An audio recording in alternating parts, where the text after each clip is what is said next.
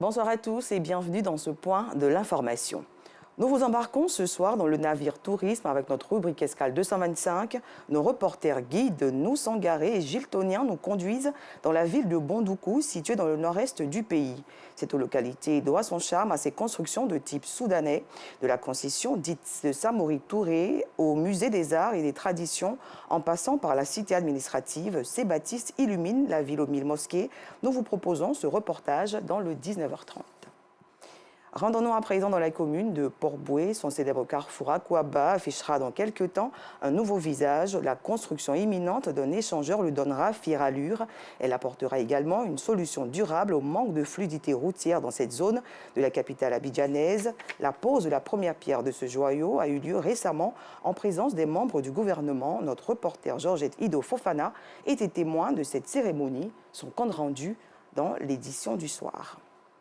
La problématique du maintien de la santé mentale au cœur des actions de la société civile, c'est le cas de l'ONG Toutui. Elle a organisé récemment à Abidjan une conférence consultation. Objectif, sensibiliser les jeunes de 15 à 40 ans sur les tabous qui entourent la maladie mentale. Clarisse Kanyala. Plus de 7000 personnes se suicident dans le monde chaque année selon l'OMS, Organisation mondiale de la santé. La Côte d'Ivoire est le 6e pays ayant le taux de suicide le plus élevé. Une situation qui inquiète l'ONG Toutui. Elle a donc initié une conférence pour sensibiliser les jeunes de 15 à 40 ans à la santé mentale. Nous sommes des humains, on a tous des erreurs. On est tous qu'on est. Donc, moi, j'avais la pression des parents. Jusqu'à présent, j'ai la pression des parents qui me disent « Non, tu n'as pas le droit à l'erreur, tu dois faire comme telle personne, telle personne. » Pourtant, ce n'est pas ça. Il faut laisser la possibilité à l'autre de s'exprimer. Savoir connaître l'autre, savoir ce qu'il ressent dans le fond. Et cela pourra aider la personne à mieux se perfectionner.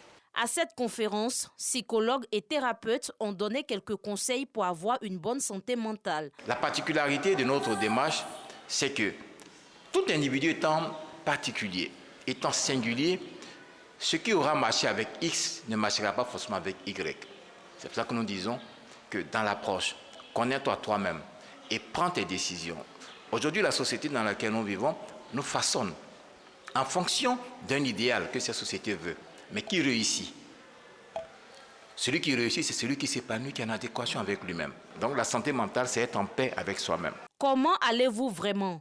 Le thème retenu lors de cette conférence par l'ONG Toutui en collaboration avec l'association SH Voice, deux organisations engagées dans la lutte contre les suicides en Côte d'Ivoire. Le premier objectif, c'est de stigmatiser la santé mentale, d'arriver à libérer la parole des personnes qui sont concernées par ce problème, on va dire, qui concerne vraiment tout le monde, mais on n'en parle pas parce qu'on pense que c'est tabou, parce que la société a dit que c'est tabou et donc on s'en tient à ça, alors que c'est un truc qui touche tout le monde et qu'il serait mieux d'en parler pour prévenir plutôt que d'attendre de voir des personnes vraiment, on va dire, folles dans la rue avant d'intervenir et essayer de guérir. Autant prévenir que guérir. Cette rencontre a été l'occasion pour les spécialistes de la santé mentale de faire une consultation gratuite des participants. Les notaires de Côte d'Ivoire ont procédé récemment à l'élection de leur président. Ce dernier entend, au cours de son mandat de 3 ans, rapprocher davantage ce corps de métier des populations. Le reportage complet d'Abdul Aziz Guira dans notre 19h30.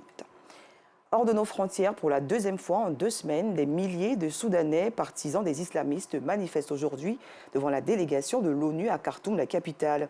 Ils protestent contre les interventions internationales visant à relancer la transition démocratique dans leur pays. Ces partisans d'Omar el-Béchir, déchu en 2019 sous la pression de la rue et de l'armée, ont toujours dénoncé l'ONU. Et aujourd'hui, une tension semble s'installer également avec le général Abdel Fattah al-Burhan, le chef de l'armée, auteur du putsch d'octobre 2021.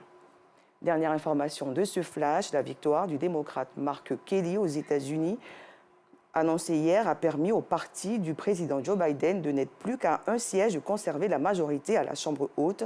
Elle porte en effet le nombre de sénateurs démocrates à 49, à égalité avec les républicains. 2 sièges sont encore à pourvoir au Nevada, où le décompte se poursuit, et en Géorgie, où un second tour est prévu le 6 décembre prochain. Fin de ce flash, merci d'avoir suivi. Je vous retrouve à 19h30.